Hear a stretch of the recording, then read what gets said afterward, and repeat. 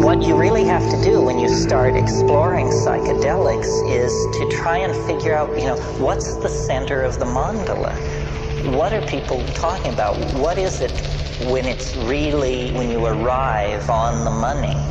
And to my mind, the compound that is most interesting for doing that is DMT. DMT is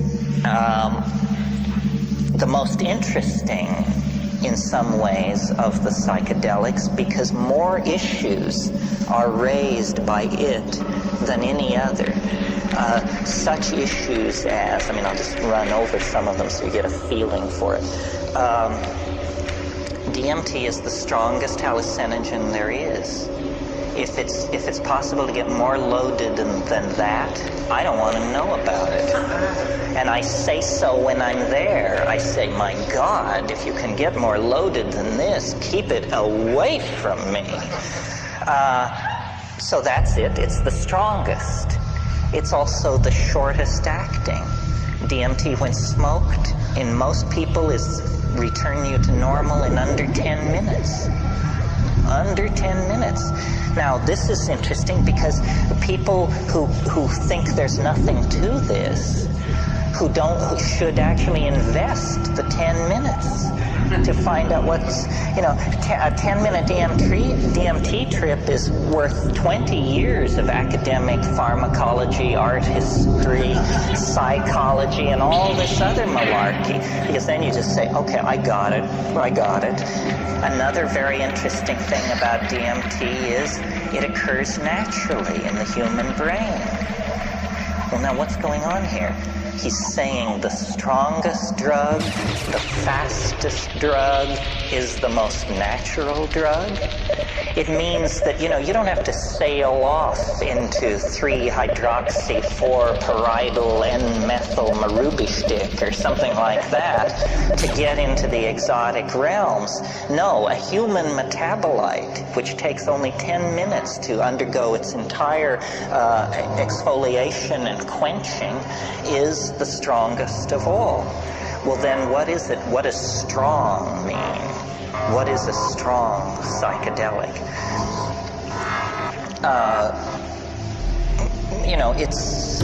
It's highly personal.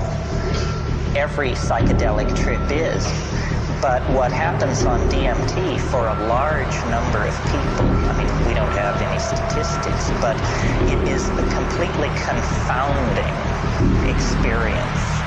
You may have had the expectation, you might think if you had never had a psychedelic experience that it sort of begins like the Bach B minor fugue and goes from there as you rise into the realms of light and union with the deity or something like that. That's not what happens on DMT. What happens on DMT I referred to this morning. A troop of elves smashes down your front door and rotates and balances the wheels on the after-death vehicle, present you with the bill, and then depart. And it's completely paradigm shattering. Union with the white light you could handle. An invasion of your apartment by jewel self-dribbling basketballs from hyperspace that are speaking in demotic Greek is not something that you anticipated and could handle. Sometimes people say, is DMT dangerous? It sounds so crazy. Is it dangerous? The answer is only if you fear death by astonishment.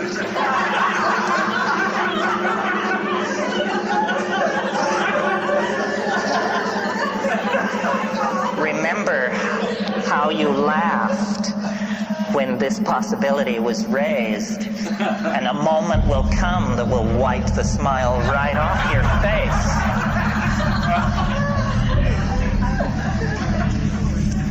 And this death by astonishment thing, well, one thing about it, let me say a little bit more about it. One thing that endears DMT to me is, I like to say, it doesn't affect your mind. It doesn't seem to affect your mind. In other words, you don't change under the influence of DMT. You don't become a kinder, gentler person. You don't sink into, a line of drool from one corner of your mouth as you sit there twitching. You don't change. What happens is the world is completely replaced. Instantly, 100%, it's all gone. And what is put in its place, not one iota of what is put in its place was taken from this world. So it's a 100% reality channel switch. They don't even retain three-dimensional space and linear time. It's not like you go to an exotic place, Morocco or New Guinea. It's like reality is swapped out for something else. And when you try to say what it is, you realize that language has evolved in this world, and it can serve no other. It takes years of practice. So what you're looking at is literally the unspeakable. The indescribable falls into your lap. And when you try, you're loaded, right? You're there, and you're trying to explain to yourself what's happening. And so this is like you try to pour water into the trans-dimensional objects in front of you, the water of language, and it just beads up and flows off like water off a duck's back. You cannot say what's there. And I've spent, 25 years fiddling with this. It's become the compass of my inspiration, trying to say what is on the other side of that boundary. Just 2 large tokes away at any given time is this non-Euclidean, non-Newtonian, irrational, un-Englishable place. But it's not smooth and empty and clear. That's not what gives it its indescribability. What gives it its indescribability is its utter weirdness, its alienness, its power to astonish. What happens to me when I smoke DMT is there's a kind of a going toward it. There's a sequela of events which lead to the antechamber of the mystery. You take a toke, you feel strange. Your whole body feels odd. You take a second toke, all the oxygen seems to have been pumped out of the room. Everything jumps into clarity. It's that visual acuity thing. You take a third toke if you're able, and then you lay back and you see this thing which looks like a rose or a chrysanthemum, this orange spinning flower-like thing. It takes it about 15 seconds to form, and it's like a membrane. And then you break through it. You break through it, and then you're in this place. And there's an enormous cheer which goes up as you pass through this membrane.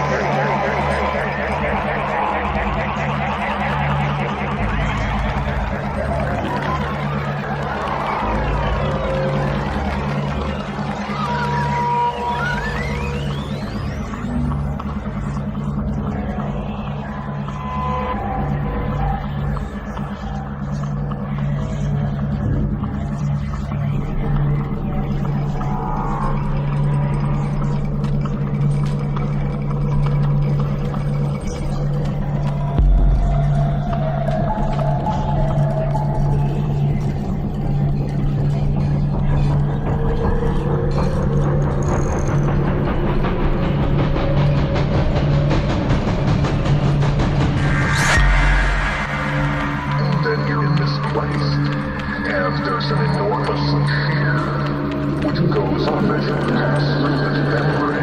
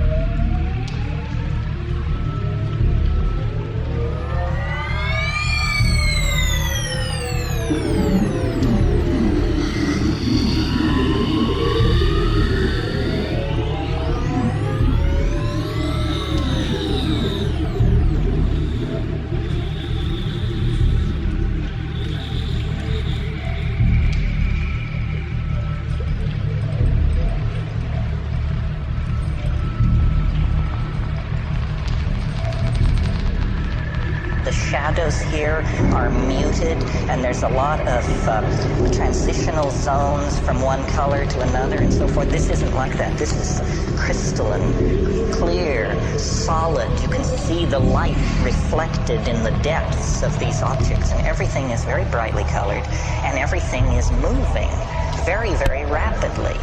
And there are entities there. It's not about calling them up or the whisperings of them. No, they're in your face. And they're right here, and they're worse than in your face, because what they do is they jump into your chest, and then they jump out. And so you're like this. And you have to keep saying, keep breathing, don't freak out, pay attention, and the entities speak to you. And they speak both in English and another way, which we'll get to in a minute. But in English, what they say is, do not give way to wonder. Hang on. Don't just go gaga with disbelief. Pay attention. And what they're trying to do is they're trying to show you something. They are very aware of the fleeting nature of this encounter. And they say, don't just spiral off into amazement and start raving about God and all that. Forget that.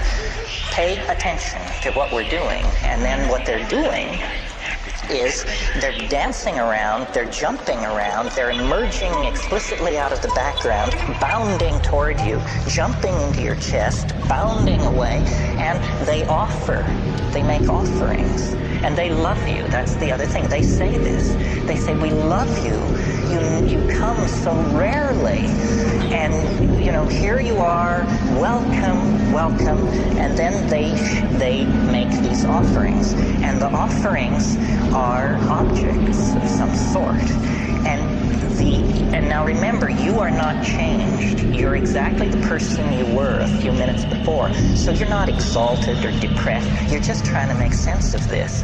And the objects which they offer are like Fabergé eggs, or exquisitely tooled and enameled pieces of machinery, but they don't have rigid outlines. These objects are themselves somehow alive and transforming and changing. So when these creatures, I call them tykes, when these tykes offer you these objects, you grok it, you look at it, and immediately, because you are yourself, you have this realization, my God, if I could get this thing back into my world, history would never be the same.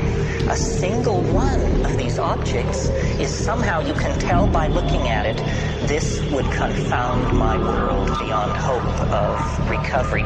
It cannot exist. What I'm being shown is a tiny area where miracles are being transformed. And the creatures, the tykes, are singing. They are speaking in a kind of translinguistic glossolalia. They are actually making these objects with their voices. They are singing these things into existence. And what the message is do what we're doing. You can do what we're doing. Do it.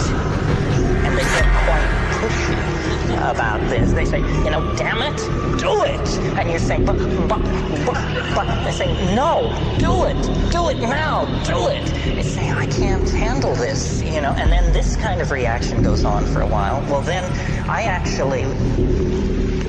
don't take credit for it. It was not will, but like something comes up from inside of you. Something comes out of you, and you discover you can do it. That you can use language to condense objects into existence in this space. It's the dream of all magic. But here it is, folks, happening in real time. And then they're just delighted. They just go mad with delight and turn somersaults and turn themselves inside out. And they all jump into your chest at once. And after many encounters of this sort. I mean, when I first did DMT, I couldn't bring anything out of it. I mean, I just said, it's the damnedest thing I've ever encountered, and I can't say anything about it, and I don't think I ever will be able to say anything about it. But by going back repeatedly and working at it, I think I've gotten a pretty coherent, well, let's not go that far. I think I've got a pretty clear metaphor, anyway, for what's happening in there. And I think a lot of people have this experience. When you talk to shamans, they say, oh, yes, the helping spirits. Those are the helping spirits. They can help you cure, find lost objects. You didn't know about helping spirits? I said, well, I knew, but I had no idea, that it was so literal. Say, oh, no, that's the helping spirits. But then the other thing they say, if you press a shaman, if you say, well, what exactly is a helping spirit? Say, well, a helping spirit is an ancestor. Say, you mean to tell me that those are dead people in there? Say, well, yes, ancestor, dead person. You didn't know about ancestors, apparently. This is what happens to people who die. And you say, my God, is it possible that what we're breaking into here is an ecology of souls? That these are not extraterrestrials from Zenebel Ganubi or Zeta Reticuli Beta. These are the dear departed. And they exist in a realm which, for want of a better word, let's call eternity. And somehow this drug, or whatever it is allowing me to see across the veil. This is the lifting. You want to talk about boundary dissolution. It's one thing to get tight to your partner. It's quite another to get tight to the dear departed of centuries past. That's a serious boundary dissolution when that happens. What these creatures want, according to them, is they want us to transform our language somehow. And I don't know what this means. I mean, at this point in the weekend and in my life, we all are on the cutting edge, and nobody is ahead of anybody else. Clearly, we need to transform our language because our culture is created by our language, and our culture is toxic, murderous, and on a downhill bummer.